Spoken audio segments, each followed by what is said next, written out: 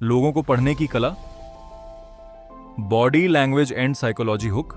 क्या आपने कभी सोचा है कि कोई इंसान कुछ बोले बिना भी बहुत कुछ बता सकता है? उसका चेहरा, आंखों की मूवमेंट, बैठने का तरीका, हाथों की पोजीशन और बोलने का अंदाज, इन सभी से हमें उसके मूड और बिहेवियर के बारे में कुछ संकेत मिल सकते हैं। लेकिन ध्यान रखिए, बॉडी लैंग्वेज किसी के मन को 100% पढ़ने का जादू नहीं है। ये सिर्फ कुछ संकेत देती है। सही समझने के लिए सिचुएशन और व्यक्ति के सामान्य बिहेवियर को भी देखना जरूरी है।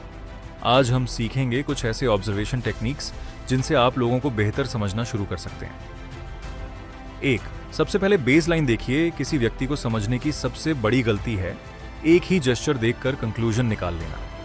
मान लीजिए कोई व्यक्ति बातचीत करते समय बार बार अपने हाथ हिला रहा है। इसका मतलब यह जरूरी नहीं कि वह नर्वस है। हो सकता है वह हमेशा ऐसा ही करता हो। इसीलिए पहले उसका नॉर्मल बिहेवियर यानी बेस लाइन ऑब्जर्व करें। वह नॉर्मली कैसे बैठता है, कैसे बात करता है, कितना आई कांटेक्ट करता है और उसकी आवाज़ कैसी रहती है।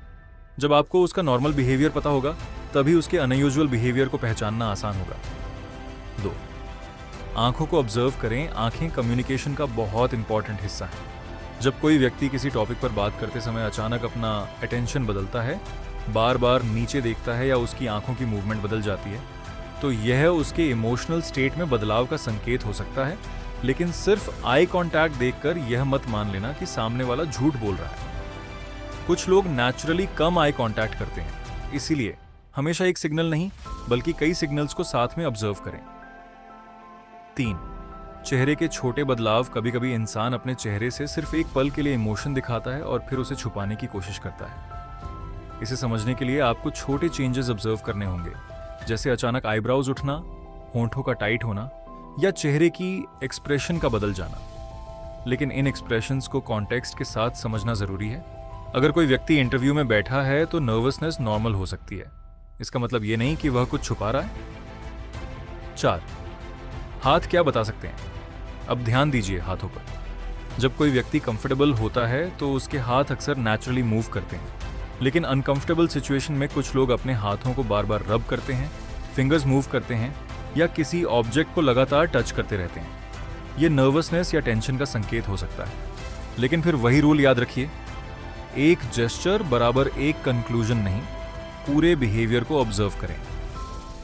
5, आवाज और बोलने की स्पीड। बॉडी लैंग्वेज सिर्फ बॉडी तक लिमिटेड नहीं है, आवाज भी बहुत कुछ बताती है। जब कोई व्यक्ति नर्वस या एक्साइटेड होता है तो उसकी बोलने की स्पीड बदल सकती है।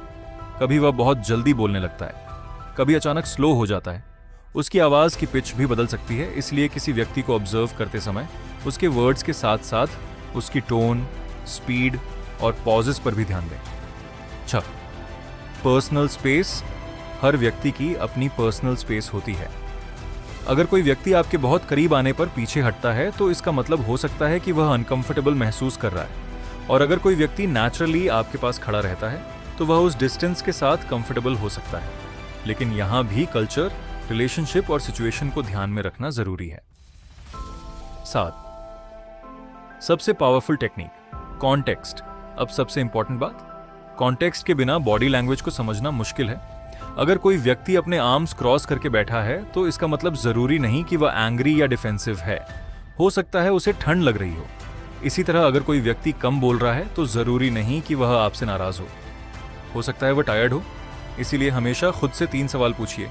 पहला, यह व्यक्ति नॉर्मली कैसा बिहेव करता है। दूसरा, अभी क्या बदला है। तीसरा, सिकाक, इस बिहेवियर का कॉन्टेक्स्ट क्या है।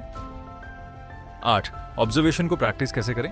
अगर आप ऑब्जर्वेशन स्किल इंप्रूव करना चाहते हैं तो रोज सिर्फ 10 मिनट प्रैक्टिस करें।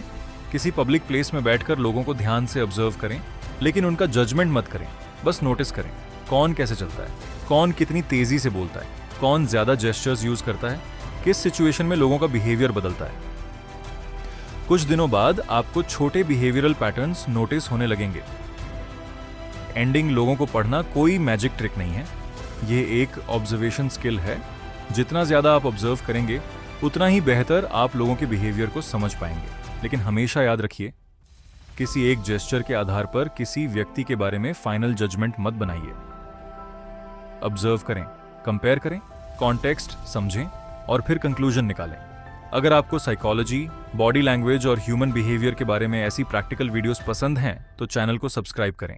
अगली वीडियो में हम बात करेंगे ऐसे 10 बॉडी लैंग्वेज सिग्नल्स जिन्हें लोग अक्सर गलत समझते हैं।